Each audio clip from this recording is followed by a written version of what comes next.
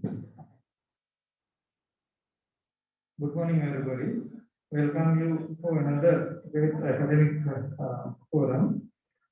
Today, we are going to do a lecture on sepsis. Are we still grouping on the down? Today's speaker is Dr. Ivanta Ratnayaka, consultant physician, Provincial General Hospital, Badulla. I think this is timely topic to discuss. So without taking much time, I will invite for you to Dr. Hiranta to deliver his lecture on sepsis. Thank you.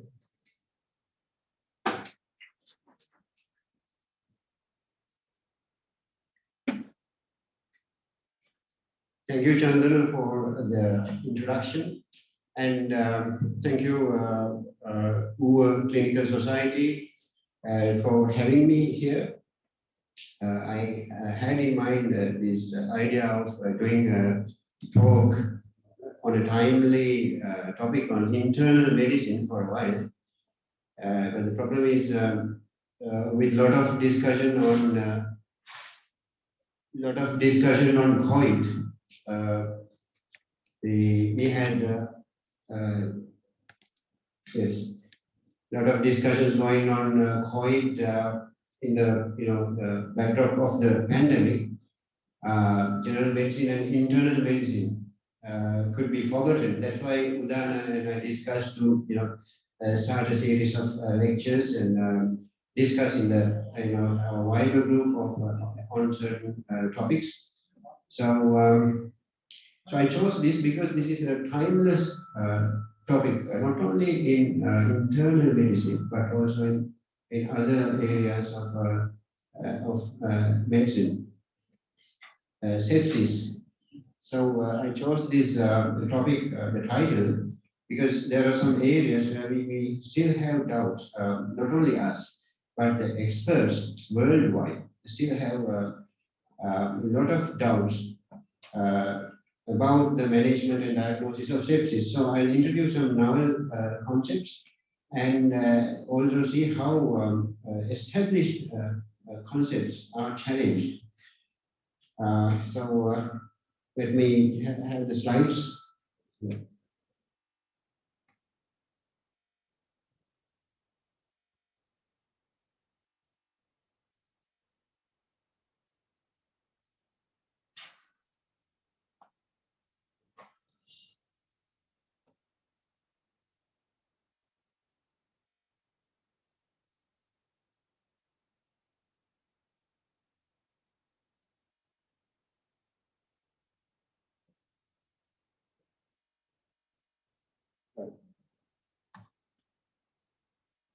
So that's it. So in the next 45 to 50 minutes, I'll be going through these areas of sepsis.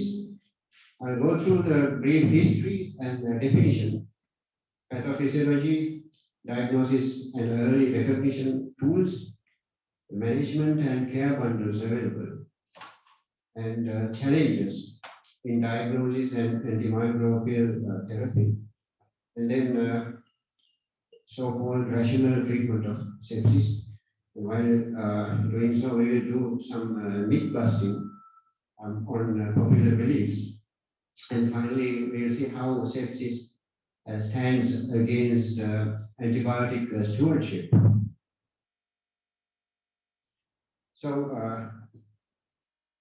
history of sepsis runs way back to 400 BC, when Hippocrates came up with the theory that the idea of self-rotting, or the whole body or part of the body rots from the poison coming from the colon. So that is the idea in those times. In 1000 AD, Avicenna, a famous physician of the Royal Court of Persians, linked abscesses to sepsis, which is quite advanced for that time. And then there are a few theories came along, but major breakthrough came in 1991, when first American College of Chest Physicians and Society of Critical Care Medicine Consensus Committee defined the SIRS as a recognizing factor or the recognizing criteria for sepsis. That is a huge breakthrough. And the idea of SIRS, or the systemic inflammatory response, stood for 25 years until 2016. Right.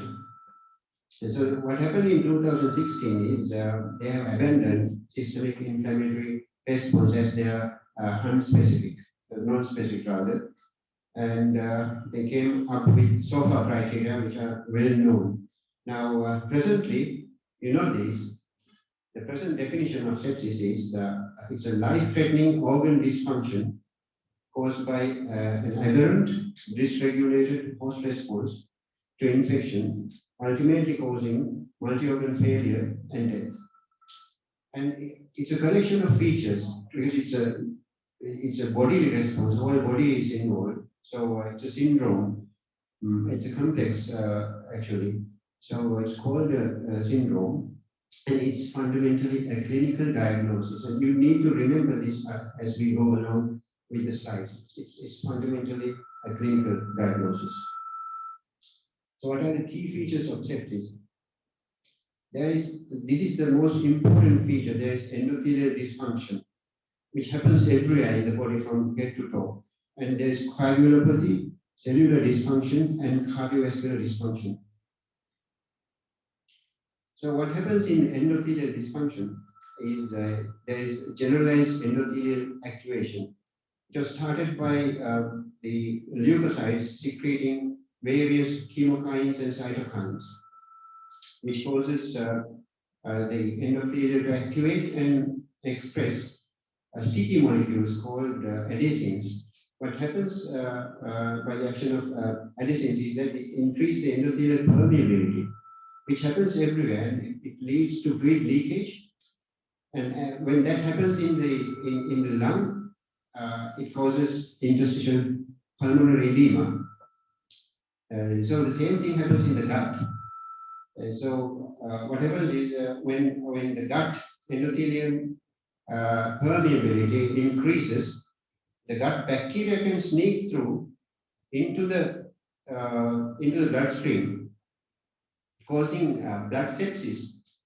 So this is quite interesting because now you might find a wound somewhere else with some other organism, and you may find E. coli positive blood cultures in a septic patient.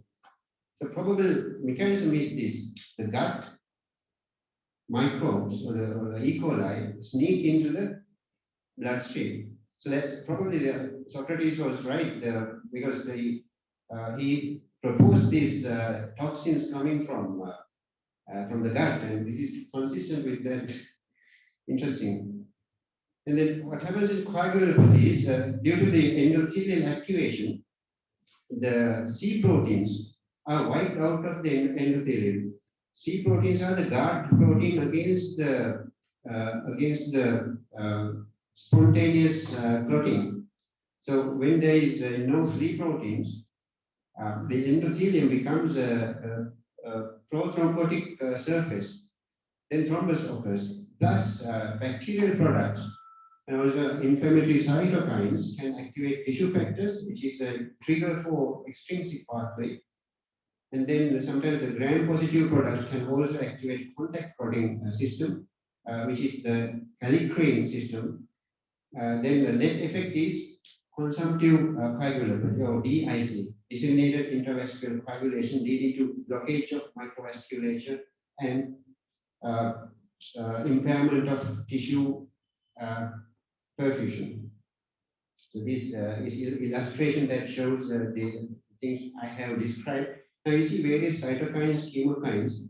Now importance of knowing these is that these are the basis for biomarkers. Various biomarkers for the diagnosis and recognition of sepsis is based on these chemokines and cytokines. We'll talk about them later. What happens in cellular dysfunction, another feature which is less well understood. Interesting fact is that even in a profound organ failure, in autopsies, you don't find dead cells. Cells are quite viable, which is kind of kind of a hibernation or stunning of cells. Cells do not work, or they go on like a strike, but they're viable. So the effect of that is the cells do not take up insulin because it's a catabolic state, and cells cannot use insulin because they're stunned.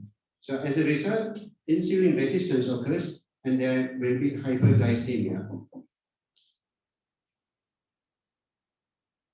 What happened to the heart and cardiovascular system in sepsis? There is excess production of nitric oxide as a result of endothelial activation. The net effect is diminished systemic vascular resistance due to dilatation. So that leads to hyperdynamic state because the heart has to push more and more to keep up with the necessary organ perfusion. And so the problem is that in a short while the heart will fail and dilate. Heart dilates because of this extra work. So later the ejection fraction will fall and patient will go to hypotension and shock and poor tissue perfusion. So these are the key pathways I described in a very descriptive manner. There is sepsis, endothelial dysfunction, capillary leakage, and multi-organ failure. And then coagulopathy, DIC, reduced tissue perfusion, multi-organ failure. And then the cellular dysfunction causing catabolic state and reduced cellular energy consumption, causing multi-organ failure, and cardiovascular dysfunction, left ventricular dilatation, and hypertension. Those are the key areas. So how do you recognize sepsis? There are three criteria under quick SOFA criteria, which is an offshoot of the full SOFA criteria. But knowing the Q-SOFA criteria is enough, which involves respiratory rate, Glasgow Coma scale, and systolic blood pressure. So you need to know that to recognize sepsis as early as possible. And two or more out of these three means that the patient is going into organ dysfunction, and clinicians need to identify these patients and decide on escalation of therapy and refer to critical care. How about septic shock? So the features of septic shock are reduced mean arterial pressure, which needs vasopressors to keep it. Plus, the serum lactates are rising over 2 millimoles per liter.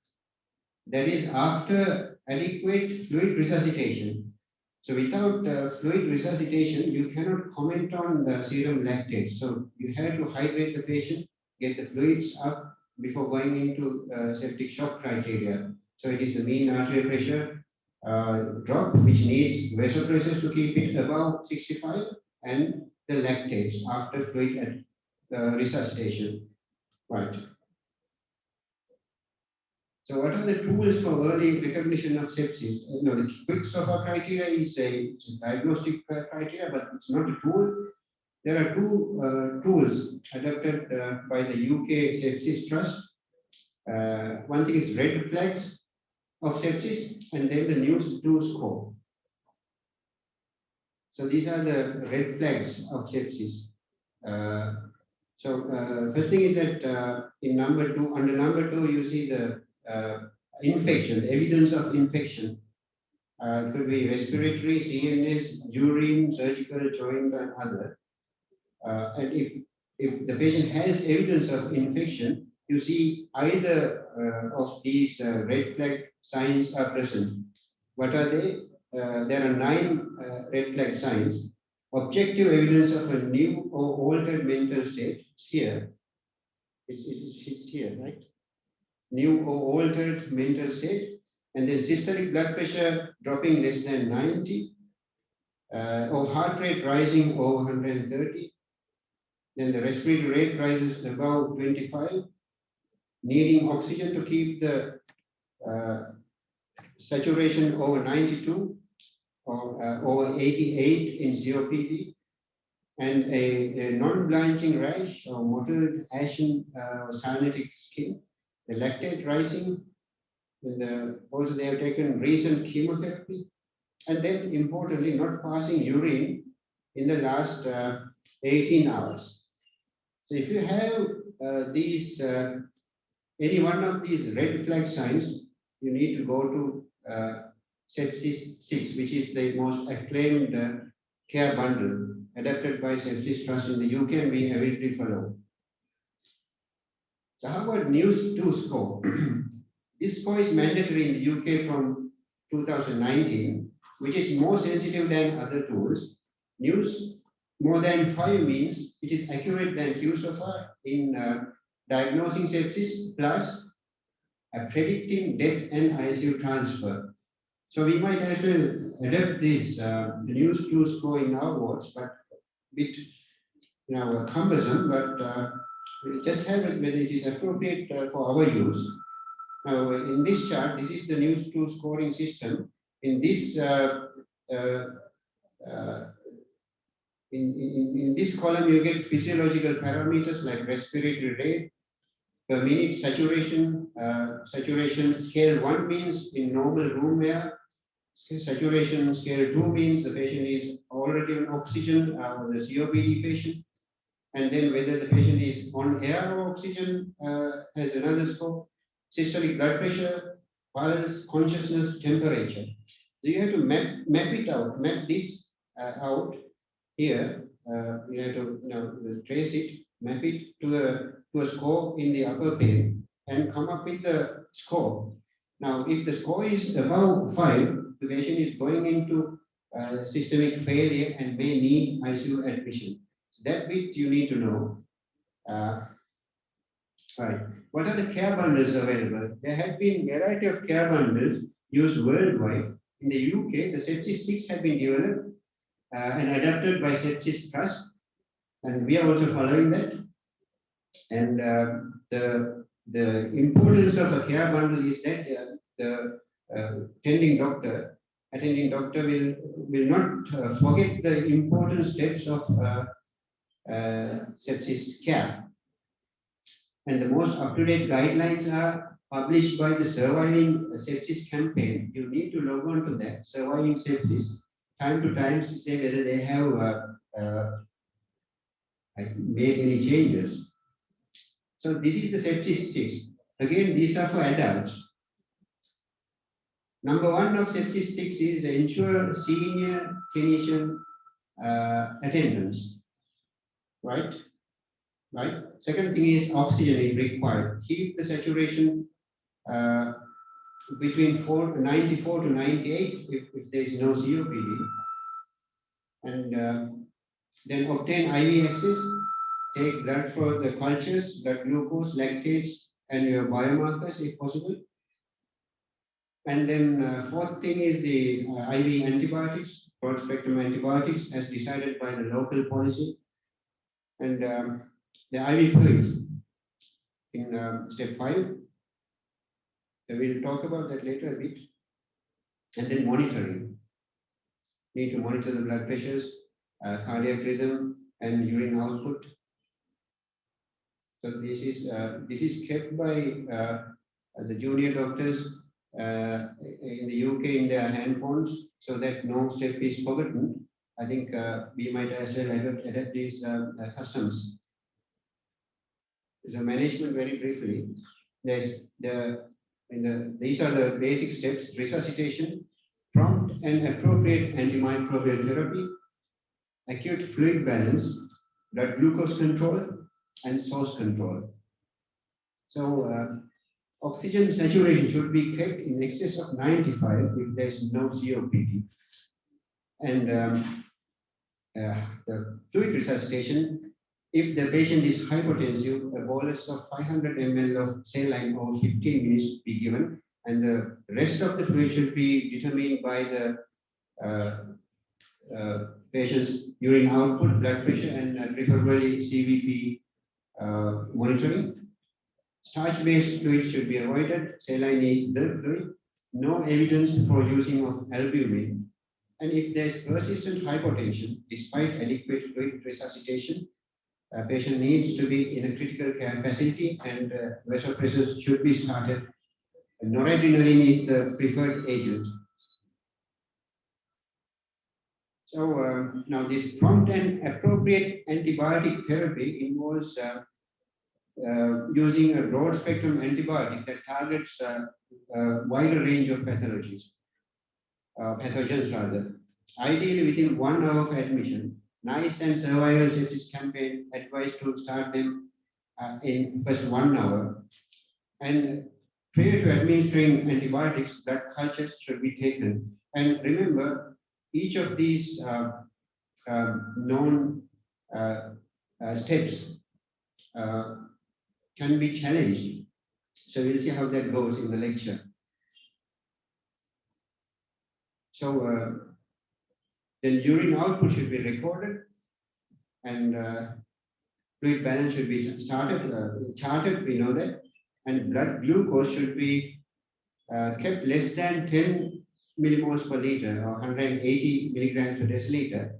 It should not be controlled strictly because it is harmful, because various studies have shown that in critically ill patients, reducing blood sugar to a tighter level could actually cause increased mortality. How about the source control? Identifying and managing the source of sepsis is very important. So full examination is necessary in a septic patient. Now I remember one patient who came with a Fournier's gangrene in the scrotum, and we didn't know that on the second or third day, the patient pointed to his crotch, indicating there's something that goes on, and somebody, lifted the garment and showed that there's Fournier's gangrene. So that's very important, full examination in a septic patient. But the problem is 25% of the cases, there is no source to be found. So prompt management of the source involves drainage of pleural effusions, debridement of infected wound, or surgical intervention for IND for abscesses, etc. So what is the burden of sepsis? So the worldwide sepsis incidents amount to 535 cases per 100,000 persons per year. That's rising. So in-hospital mortality remains as high as 25 to 30 worldwide. And majority are from low and middle income countries. And there's a paucity of data regarding sepsis in Sri Lanka. But we are doing better than our South Asian neighbors. In India, out of 100,000 people, there are 213 people dying out of sepsis, but in Sri Lanka it is 69. And most other countries lie in between. Maldives doing better. Afghanistan is the worst country in that aspect. Now, this interesting piece of study done by one of my colleagues in Kalgoorlie Hospital, they studied 387 subjects who had the diagnosis of sepsis, and finally they have realized that it's basically there is an audit as well. They have proved that the mortality rate there was 9.6, quite low, but the number of patients was not adequate. That is a problem in this study. But what they have discovered is that even in a tertiary care hospital, the sepsis guidelines are not adhered to, which is heartbreaking. Right, it is in the net. Right, we'll go to challenges of management, diagnosing and management of sepsis. Over the last 40 years, there are huge improvements in the outcome of sepsis, but still diagnosing and management of sepsis poses a challenge to the clinicians. How so? 50% of sepsis we diagnose and manage ultimately turn out to be non-sepsis, right? This is the UK and European scenario. Can you imagine that? We are happy to diagnose, and we are very satisfied that the outcomes are good, but most of them are not sepsis. So that's why in that study also there is a low mortality rate. It's not sepsis. The current clinical tools are sensitive but less specific. That is a problem. They lead to over-treatment. These tools are still being modified and on the process of further development. So they are not gold standards.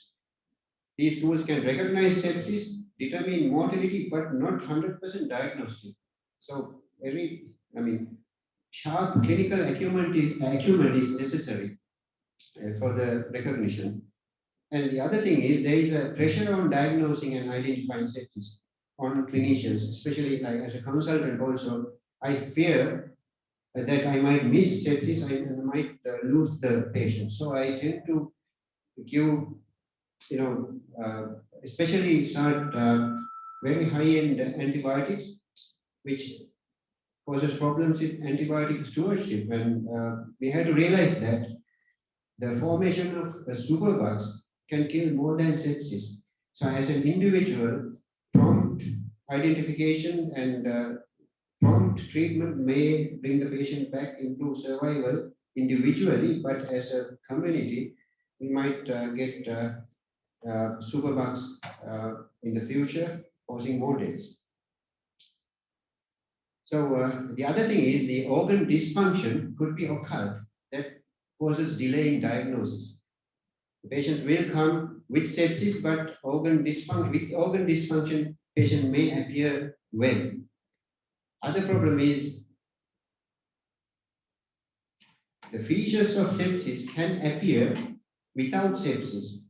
Some infections like pneumonia, some UTIs can have dehydration, low blood pressure due to dehydration, and patient could be confused without sepsis. UTIs, even a small UTI can cause confusion. So we tend to diagnose sepsis in those patients. So very high clinical acumen is necessary. And the problem is the sepsis mimics like pancreatitis, tissue ischemia, trauma, surgical tissue injury, burns, thromboembolism, vasculitis, drug reactions, autoimmune problems, neoplastic processes. There are many things that mimic sepsis, so still it's a challenge, right? And other problem is there is the things with biomarkers. Now we kind of deify biomarkers, like treat them like gold standards, and we suggest this biomarker, this like let's say procalcitonin and others. Over 2,000 biomarkers are reported, and over 200 are clinically evaluated. Now, let's say there are acute phase reactants, cytokines and chemokines in the sepsis, the endothelial pathways, cell surface markers, receptor markers, endothelial damage markers, coagulation markers, cell damage markers. You get hundreds of them, but you have to realize that there is no gold standard because they are not specific. Not all that glitter is gold. That is the simple advice. How about CRP? We know that it is not, it's useless with regard to sepsis diagnosis. Because it's an evidence, it gives an evidence of infection, but it doesn't give any diagnostic value, and it's not related to severity. So don't be fooled. It is good that it is rising very quickly, peaking very quickly, and washed out very quickly. So it is good to diagnose acute bacterial infection, but not sepsis. Again and again, keep in mind that sepsis is a clinical diagnosis, and these biomarkers are of secondary value. Now, about procalcitonin, we heard about it. Now, even if you Google it, it will come out as a diagnostic biomarker for sepsis, but it's wrong. It's not diagnosis. It is a promising marker of bacterial infection and used for, in developed countries, it's used for, used to guide the decisions in stopping and escalating or changing antibiotics in hospital-acquired pneumonias or ventilator-associated pneumonias. but it cannot be used to confirm or exclude sepsis because it is also non-specific. It has been studied well since 1981. Still, NICE guidelines say there is no enough evidence to recommend as a routine test for sepsis. So you have to disillusion yourself that we go for these high-end investigations is not really necessary to get a good patient outcome. Right. මේක වැහිලා තියෙන්නේ. මේක වැහුණා. මේක වැහුණා. Upgrade කියලා හිටනවා. Right. Right. So the mythbuster is there is no specific. So mythbuster is no specific laboratory test that exists to quickly and reliably confirm or exclude sepsis. But in the future, they may find a good one. But still, it is a clinical diagnosis. Another mythbuster is high WBC and high CRP. It's not related to severity of sepsis as I described. It could be astoundingly low or high. So what are the challenges in the treatment? Right. Now we treat with antibiotics, but it is not the definitive treatment. If the mechanism of sepsis is immune or host immune response, there should be a specific molecular therapy, but nothing in the pipeline. So there are numerous promising biological agents targeting different mediators of sepsis, but they have failed at the trials. That is heartbreaking. If there is a specific molecular therapy, even if we found that it should be very expensive, but therefore I don't see it in a near vicinity in our country. And how about this mythbuster on steroids? Now, I have seen patients with sepsis who have been started on early steroids, but most guidelines do not recommend steroids unless there is refractory shock. Only in refractory shock, the steroids work or it has a mortality benefit. Otherwise, you may, pushing the patient into death by starting early steroids. Even in septic shock, there are contradicting trials. Adrenal trial showing that there is no statistically significant difference in 90-day mortality in treated or untreated populations, but this approaches study says otherwise. When hydrocortisone is combined with fluorocortisone, there is reduced 90-day mortality. So conflicting evidence, but there could be very small risk reduction. But the guidelines some guidelines make a weak recommendation, but still you can argue in both sides.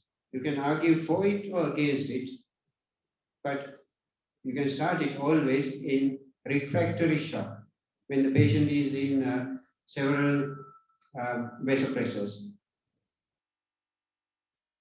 So a few words about rational treatment of sepsis. The first step of rational treatment of sepsis is identifying, distinguishing sepsis from non-sepsis, like I described before, and then knowing the role of clinical assessment and biomarkers, not depending too much on them, right? And then initial antibiotic therapy is important, but you need to rationalize that as well. And you have to go for diagnostic microbiology, not to improve the patient outcome, but to prevent antibiotic resistance or stewardship. We'll talk about that. And then antibiotic stewardship is a different or another title. So about rational use of antibiotics, we know that first 1 hour of sepsis is golden. So antibiotics should be started as as quickly as possible. That is what is advised by NICE guidelines as well.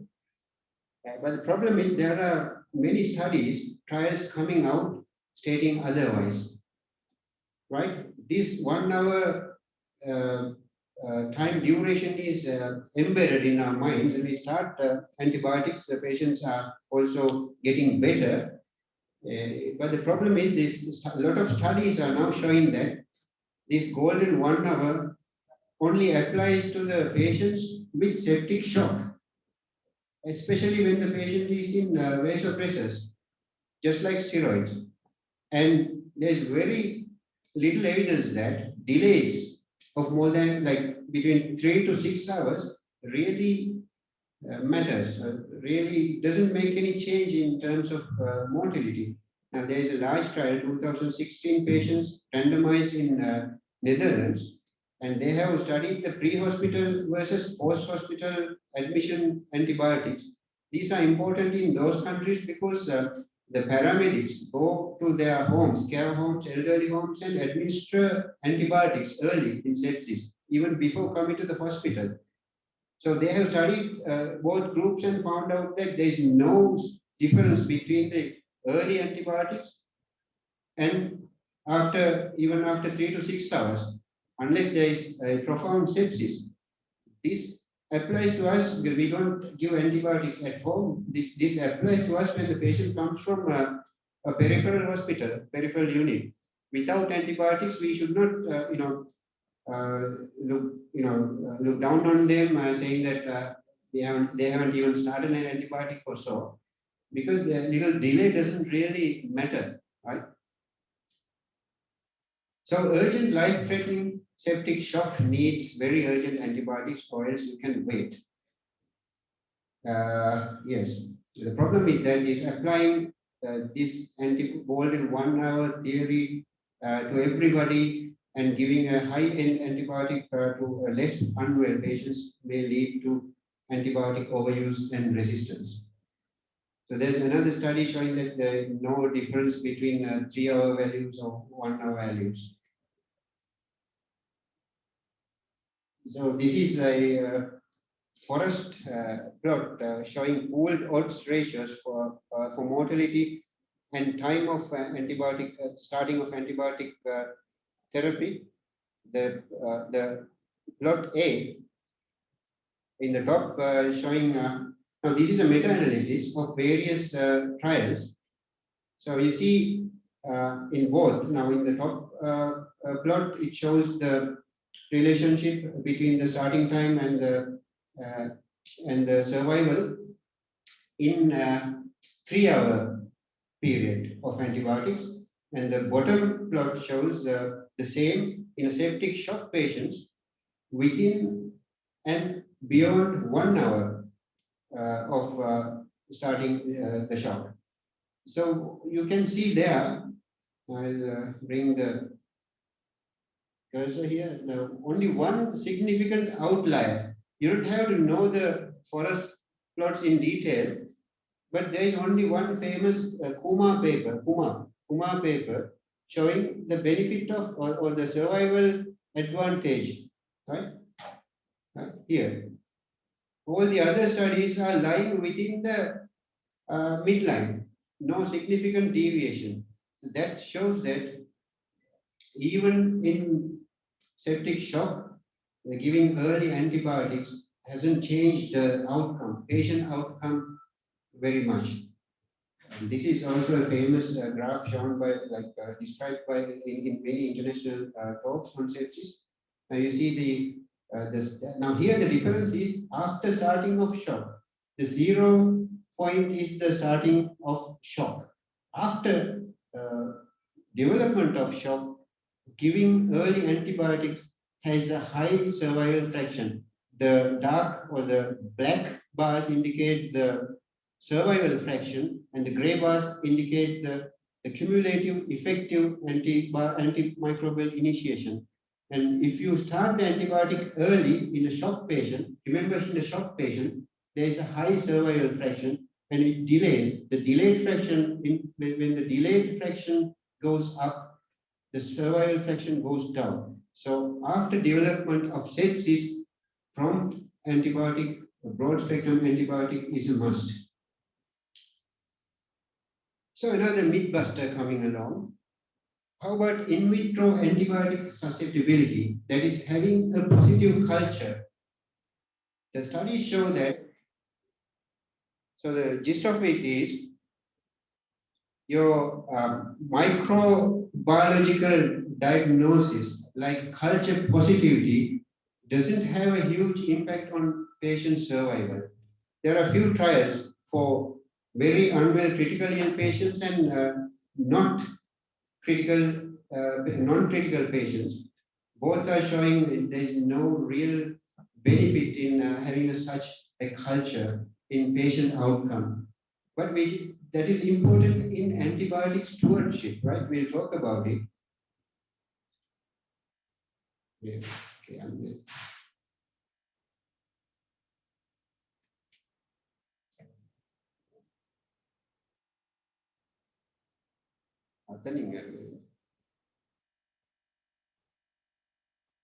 Right.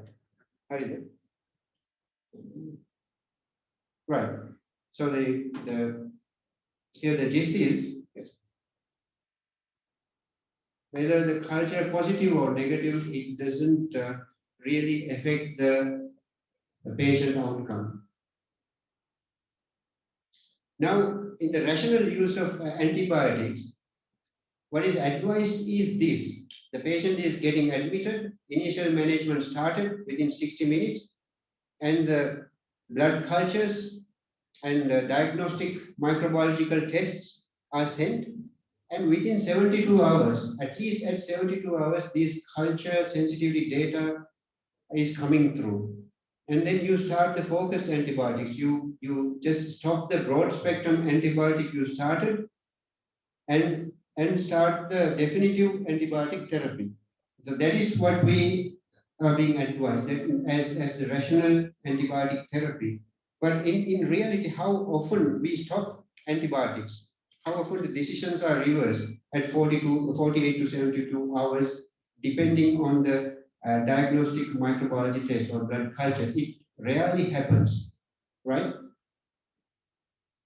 Because of certain prescribing etiquettes, the initial antibiotic tends to remain so for even weeks, right? So one of the most important things is to decide whether this antibiotic is necessary at 72 hours. That is the rational antibiotic therapy. But the problem is 70% of the time, the patients do not give out a positive blood culture. So sometimes you need to continue the same antibiotic, saying that the culture is inconclusive. But what the real thing, the real management is, you have to stop the antibiotic if the patient is not unwell. You know, you get what I mean? If the culture is negative at 72 hours, if the patient is well, right, you don't need to continue the antibiotic. At 3 days, you can stop it, right? Right? Because the cultures also do not have a good negative predictive value, right? Culture negative doesn't mean that the patient is not bacterial. So all in all, you reassess the patient at 72 hours, and if the patient is well, cultures are negative, no fever, and plus if the CRP dropping, if available procalcitonin are dropping, you stop that broad spectrum antibiotic altogether.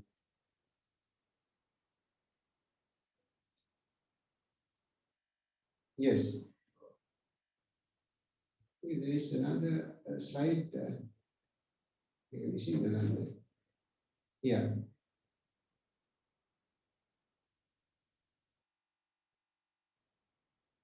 Yeah. So this is a little summary of what I have just described. The diagnostic microbiology rarely helps with individual patient outcome or decision making, but it will improve in the future. But daily clinical assessment of the patient is the most important thing in rationalizing the therapy. Look at the patient. Just ask yourself, is the sepsis still right diagnosis? Is there any focus apparent? And if the patient is getting better or worse, then you have to decide whether your antibiotics should be continued or stopped. Problem is we have certain prescribing etiquettes uh, in management of anything. We have enormous respect to our seniors, probably consultants. It's like consultants started that antibiotic, so we will stop that. And if the patient, if the consultant doesn't say anything, just we will continue that. The main thing going in the mind of a, let's say, a junior doctor or even senior doctor is that you need to continue the antibiotic unless you can justify stopping it. But the real thing should be, real mindset should be, you should stop the antibiotic unless you can, justify continuation. That is the real thing. So if the patient is getting better, if your inflammatory marker is going down at 72 hours, and if the microbial cultures doesn't show anything, you stop that broad spectrum antibiotic, whether the meropenem or tazocine, you stop it, right? But if the patient gives a culture positivity, you can change over to that specific antibiotic. So that matters with the antibiotic stewardship, right? We'll talk about it. Now, in the horizon, there are a few microbiological diagnostics like nucleic acid amplification technologies and next generation DNA sequencing. These are helpful when the cultures are negative.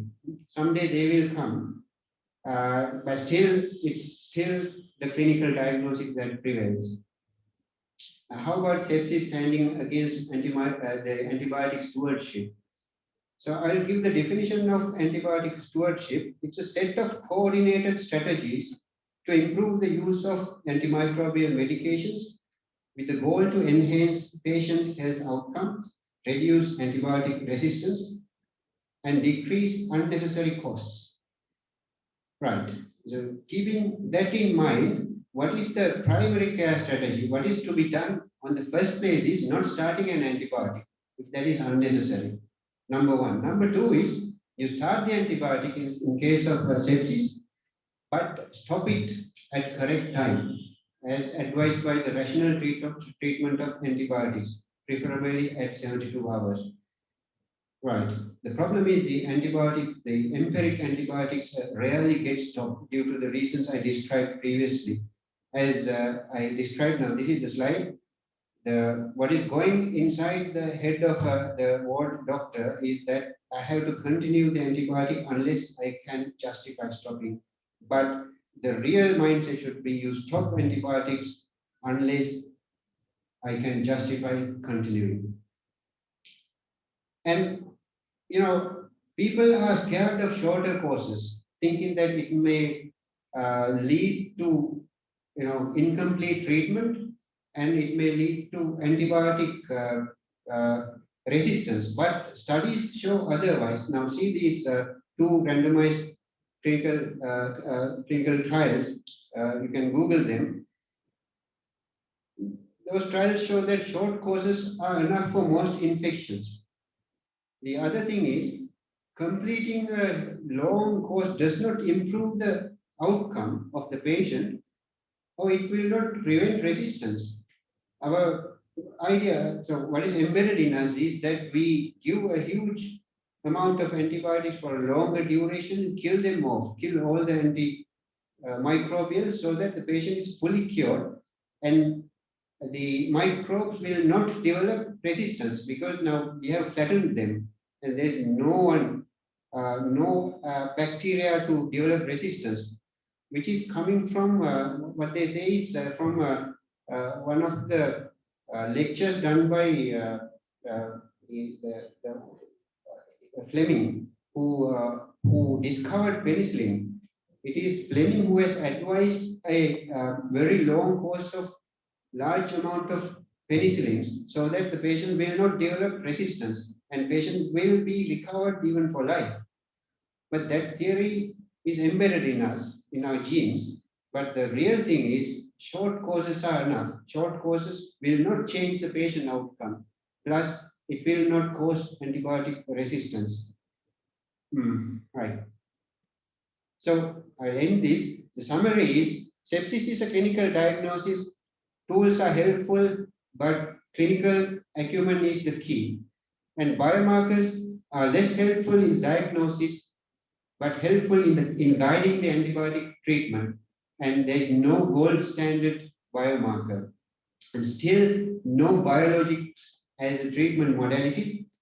And then the microbiological diagnostics like blood cultures and genetic testing of the specific microbes are only important in antibiotic stewardship, right? Not in patient outcome, right? And the other thing is the shorter courses of antibiotics doesn't change the outcome. No, it causes antibiotic resistance. And then de-prescribing is as important as prescribing. And we probably may need de-prescribing teams as in some countries. There are microbiologists, clinical microbiologists, and even website called KIT, in which a doctor can call upon or log into a certain website called KIT and suggest or ask the question from experts whether this patient needs further antibiotics or can I stop antibiotics as the patient is getting better. Right, these are the references and thank you. Any questions? Right, this is not a lecture to say, I covered the initial 1 hour of the management of sepsis, but there can be ramifications like sepsis with heart failure, sepsis with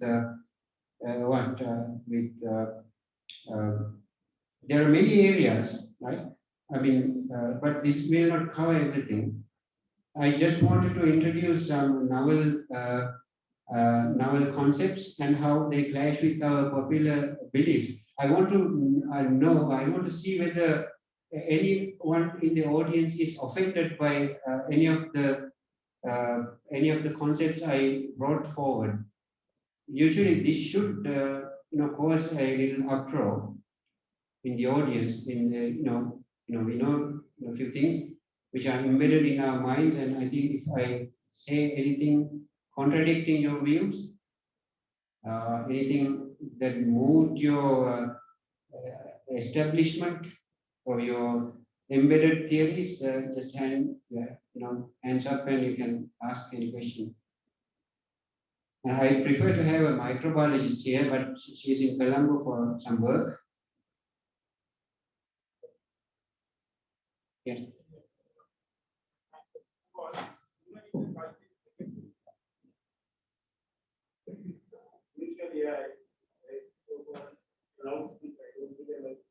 Anyway, so my first question is, if the patient is any obvious source of sepsis, for example, the meningitis, if there is Yes.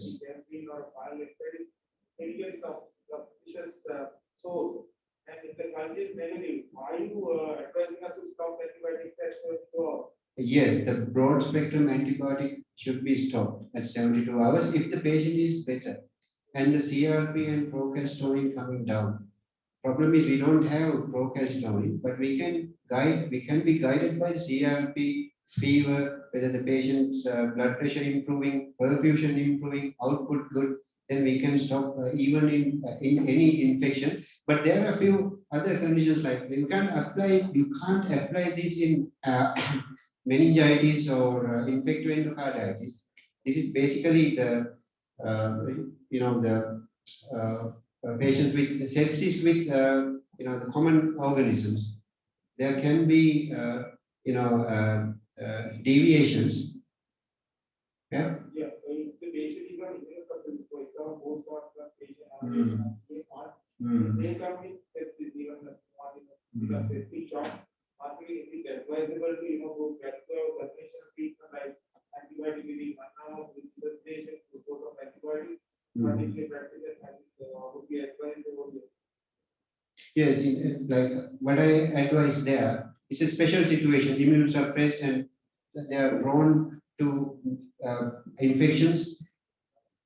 So if we fiddle with antibiotics, no? If we fiddle with antibiotics, the outcome will be poor. It's not sepsis alone. There's immune suppression, right? In such a situation, I would go for clinical microbiology opinion. Even I'm not an expert on that. Immune suppression patient with sepsis continue antibiotics. That is the theory. Just hold on to your theories. There. Yes. Yes.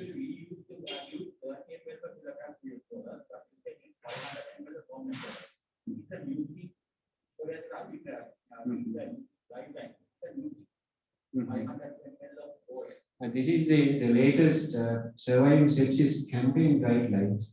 In the critical care, do we have any other thoughts? Like this is probably in the ward initial ward management, but after CVP insertion in the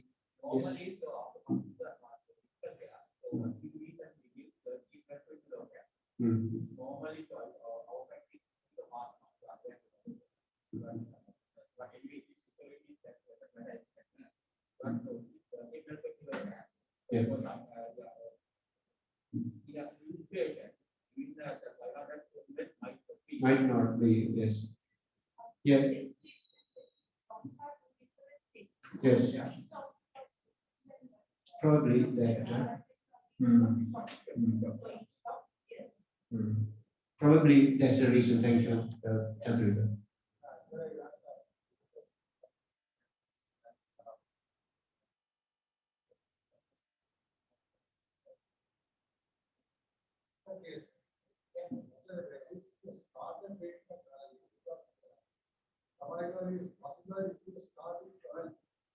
Yes.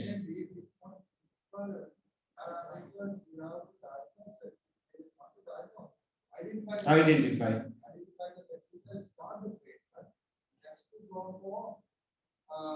Cutting down, yes.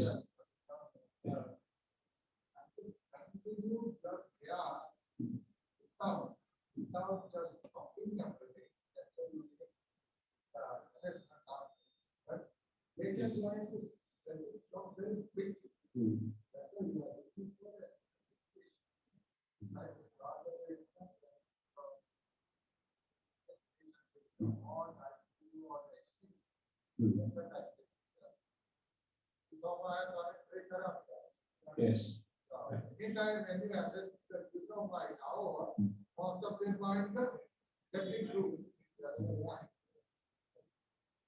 Yes.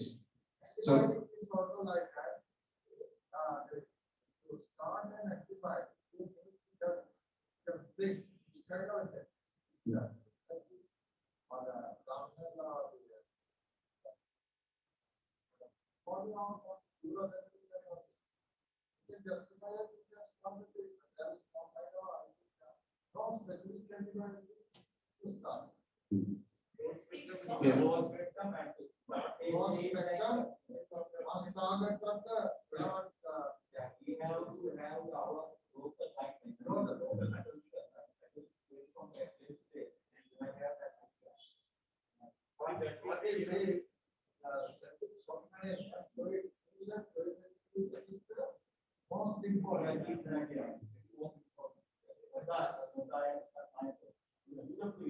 yes.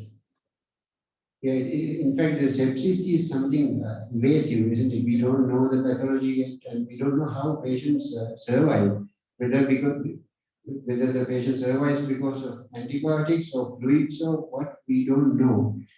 So still, there's a long way to go. But I agree with Kamage. In our setup, what we need to do is get the patient up. The patient outcome is the most important thing in our practice, rather than worrying about antibiotic stewardship, because we naturally we don't think as a community. We think in highly individualistic way, right? So we don't think about the economy, but we think about our bank account like that. So for the time being, I'm not going to change any paradigms, right? I'm not going to say that this is wrong. Stop, antibiotics at 3 days.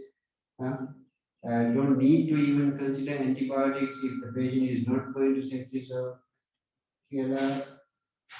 To change paradigms is not the idea. Just to introduce these novel concepts which might clash with our popular beliefs. But yes, keeping that in mind, we will stick to the guidelines we have, right? Sepsis 6 guideline, sepsis 6 bundle එකේ තියෙනවානේ antibiotic first භාව එකේ දෙන්න කියලා. ඉතින් we will stick to that, right? We will stick to that, but know that we are still groping in the dark. We are not very sure about what's happening in sepsis and the correct diet, correct treatments. Interventions are still a bridge too far, right? That is what I'm talking. Yes. I need to offer this is modified drugs that most patients who are on DMARD, because they are on DMARD to control illness. So, especially when you get patients, something more very cost. Now, the current criteria is if the patient is in septic or septic shock, you have to stop all the DMARD, right? Usually, what we do is we stop them for the time duration of antibiotics. More probably, most of these patients will be on antibiotics from before. But what we have to do is because usually it's always better to consult the prescriber. Most of the time, it will be the rheumatologist or the nephrologist or sometimes the respiratory physician. Because the thing is, you are trying to save the patient's life by preventing septic shock and death. But if you suddenly stop these immunosuppressive medication, then again that can kill the patient even quicker than septic. So, especially with steroids, be careful. Especially now, there are certain patients who are having GCA, temporal arthritis, or certain vasculitis. They'll be on upload of steroids. Now, there's one patient in my board with a bit safe in level, around 40, and now currently on 5%. So, if that patient will become septic tomorrow, so what I will do is I stop there to be not, but still keep the patient on the even that high dose of prednisone. Because if I stop it now, patient will collapse by itself. So you have to be very careful. Other thing is, especially when the patient makes a recovery and you discharge the patient, please start the DMARD before you discharge. So if you are not going to start it, make sure the patient comes to the earliest limit. And because you know what, we have seen few patients like that. Patients have made a wonderful recovery, we have done everything well, but the patient comes to the disease plan. So some patients have even succumbed to so that is very important. Other thing is like sometimes what we tend to do is now the patient even often DMARD and a small dose of steroid. The patient becomes septic. Sometimes what we tend to do is take the patient off the DMARD and increase the steroid dose for the time duration. So those things are sort of decided on individual basis, but make sure that the patient is on the DMARD when you discharge the patient. So those are a couple of things. Other thing you have to be careful is now there are about I think 300 patients on biological DMARD, like things like rituximab, infliximab, and those things are not from the patient's doctor. They are in the book. So especially if you trying to manage the patient, now those patients are in very significant immune suppression. So make sure you find that out, especially patients who have been followed up with these things, who have 2-3 books like that. Always ask whether they are acceptable drugs. So when you have to be extra careful, then that is one instance where you really don't stick to the guidelines, you tend to do sort of, try to overmanage. Those are the three things I need to add. Thank you, Aruna, for that input.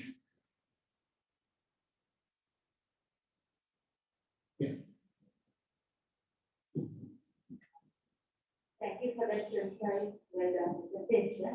Just like you mentioned, 3 days where the inflammatory markers go down, I think you mentioned to stop the broad spectrum and to start on focus antibiotics. That's what you mentioned. side. Yes. That's what I wanted to highlight. I'm saying that if you want to stop completely. Yeah, stop completely if the CRP procalcitonin coming down and the patient is getting better. Patient parameters are getting better. Then if the patient is unwell, plus if you have antibiotic sensitivity tests, then change over to that specific antimicrobial therapy. Because sometimes when we start broad spectrum antibiotics and the cycle become negative, and the patient eventually gets better, we don't know for what the patient got better. So in such circumstances, it could be regular with the broad spectrum antibiotics, also the patient got better. And for example, if it starts like the other thing, the common one we start, it has no oral conversion, it has to take coverage. So Yes. it's going to be a real problem when it comes to decide on that. Have you got anything to add on that? Yes, that came to my mind when I was preparing these slides. The best answer is that when you assess the patient on daily basis, you know that the fevers are dropping, the patient is getting well, perfusion is good. We have to have a local guideline when the patient is getting better. We stop antibiotics by like 5 days or 7 days. Like 3 days could be daunting and probably intimidating because it's our gene in our genes that the antibiotic should be continued for longer duration. So if 3 days are kind of intimidating you, why not we have a local guideline?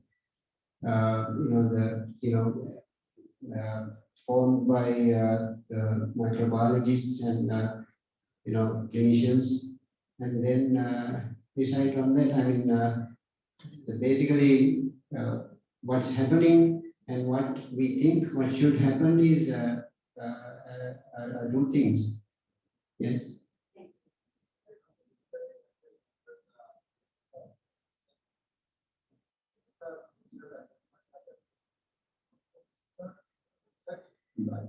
I really don't know what kind of therapies you have, what specific diagnosis you have.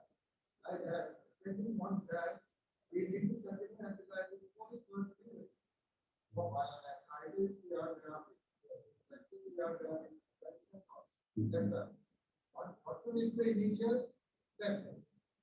I think this antibiotic also, antibiotic, because all normally I don't start assessing.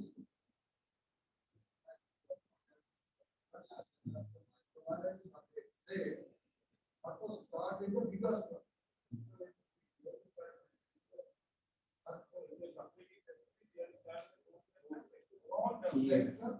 Another reasonable and Yeah, when it comes to sepsis, the causative organism doesn't matter. Causative organism එක සමහරවිට ඒක අපි හිතන්නේ නැති පොඩි එකක් වෙන්නත් පුළුවන්.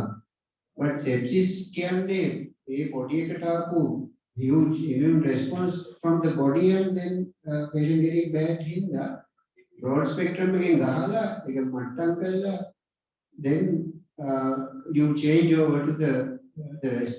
But sometimes I partly agree with Gamage because there are schools of thought in that area, like towards that direction. But what they say is you cannot fiddle with sepsis.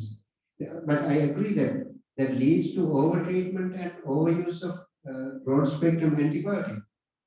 But that's why we need further discussion and preferably microbiology community is around. It will be having a better experience. But I think we need the prescription committee or some kind of what do you suggest, Udana? Yes. For example, if patient comes to regularly feedback, like in here, like researchers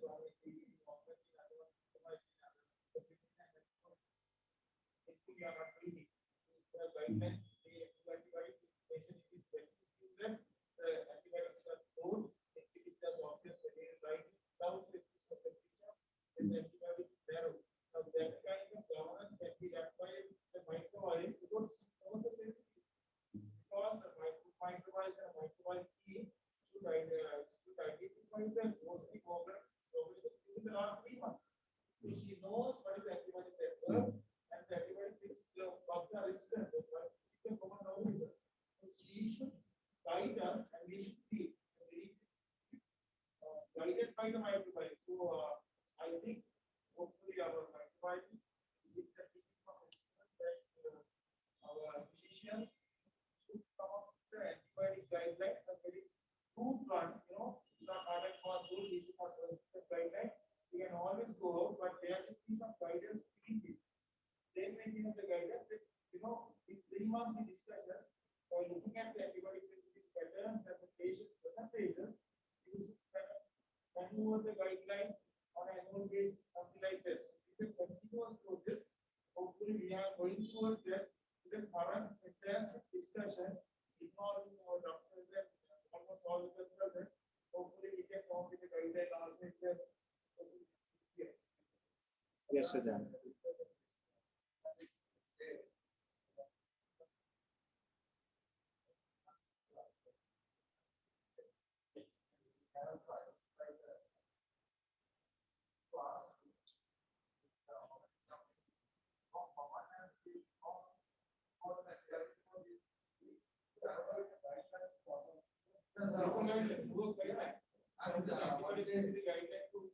What they say now, Arafena won't be available in the right for but now how long?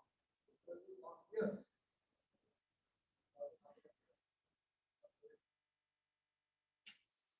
Sometimes one not get the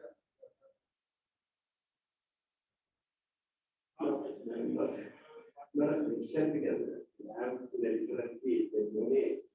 But yeah, the thing is when you consider sepsis, because we approach even many children, sepsis with a focus, sepsis without a focus.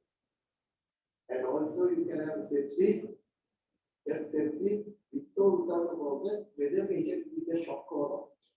This is a clinical message. Check. You can have a neonate.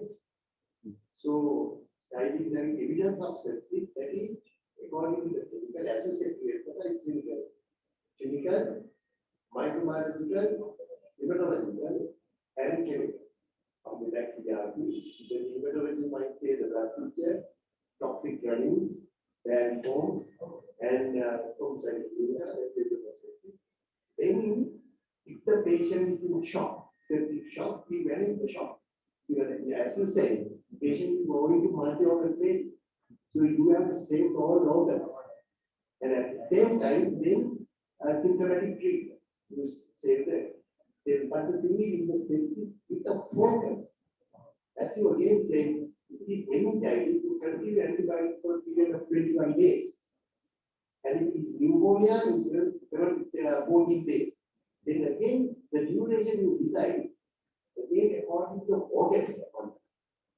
Because for example, in neonates, we know generally 9% of the time it is gram negative. And sometimes maybe gram positive, group B streptococcus.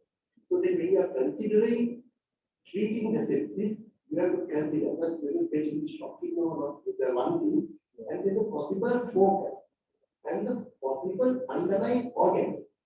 If you don't know, then it may be you go over the broad spectrum, then you consider the clinical picture, and then the other values like focus, knowing that is CRP, and then the blood culture ready to go. So that is in neonates, I think that there's two, I mean, see our approach in neonates. That's what I can tell you. Here the thing is, you consider the focus. Then he said cellulitis. So for example, cellulitis goes by streptococcus cells develop. Then you know the organism. Then you decide according to that, according to the organism, you can decide that. For example, in neonates meningitis. Then the antibiotics combination that you are going to give not the same as in children. Because in case of children, there is meningococcal, streptococcal pneumonia. From there, then you identify the organism, depending on the cause. So then for you then the other thing is heavy and precise, because the antibiotics that you are going to use again depends on the institution and the microbiological support given by the microbiome. So for example, previous microbiologist said, still I use that practice because I think the outcome is good. She said, because we started penicillin 10,000. She said, and second line we start Lacerdax. And she said, the observation is, I mean microbiological, she said, gentamicin has a better place in our institution than Lacerdax. So then you decide according to your microbiological support and according to the experience in the institution. So this is my final analysis. Yes.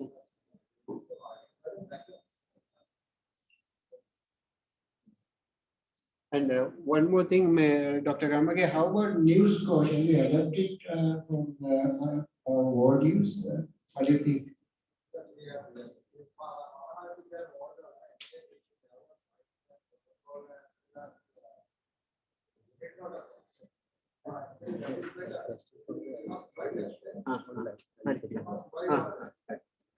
There's one question from the audience.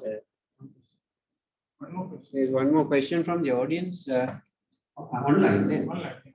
First line, antibiotic start with 1 hour would be IVR. Actually, gave the answer. Question is, I can't see it here. first line broad spectrum antibiotic to start with 1 hour would it be IV meropenem? Yes, either IV meropenem or tazocine are the drugs of choice for the time being. Yes, right.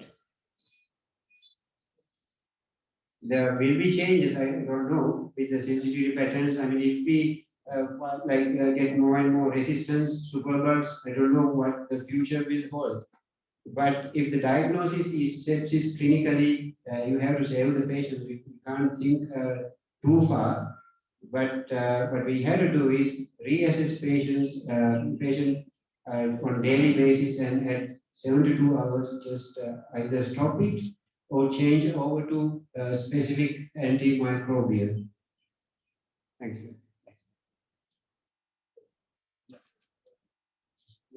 Thank you very much, Dr. Hiranta Ratnayake.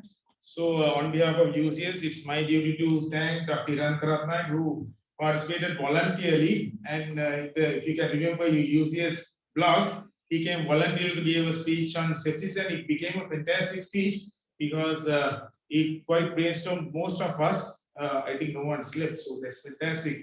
And it, of course, create a lot of controversies in our mind, and we will be looking into our practice, and we will critically evaluate our practice in the future. But for as a practice of the WHO, I think we gathered a couple of important points that we should practice sepsis 6 if we think it is sepsis until we get better guidelines. So take 3, give 3. What are the things you are going to take? You are going to take blood cultures and multiple cultures. You are going to measure the urine output, and you are going to do ABG to look at the lactate level. So those 3 things, please practice in ETU, ICU, medical ward, nephrology ward, surgical ward, doesn't matter. So when we see a sepsis in the future, if the patients are not having these 3 done, urine output monitoring, blood culture and multiple cultures taken, and lactate measured, it won't make Dr. Hiranta and of course the expertise happy here. And of course the patient will be very unhappy. Why? Patient will be lying 6 feet under the ground in a couple of days time. So give 3 would be IV fluid, IV antibiotics, and oxygen. So think of these 3 as well. Make sure that you use these simple measures in emergency treatment unit or whatever the sector you work. And of course, couple of things has come up for us to develop antibiotic guideline, which will hopefully we can appoint a committee in WHO, anesthetists, physicians, microbiologists, and of course medical officers who are interested in this can participate. For example, now the role of medical officer has advanced. At the moment, there are 3 medical officers working with Dr. Achini, developing the hyperglycemia guidelines as per the discussion we had. So please participate in the Viva discussion, right, in the years to come. And please participate in these activities. I'm sure you are going to be fantastic doctors, saving a lot of lives. Of course, lastly, the most important thing is lunch, which is waiting outside, and you can collect it. And the sponsorship for this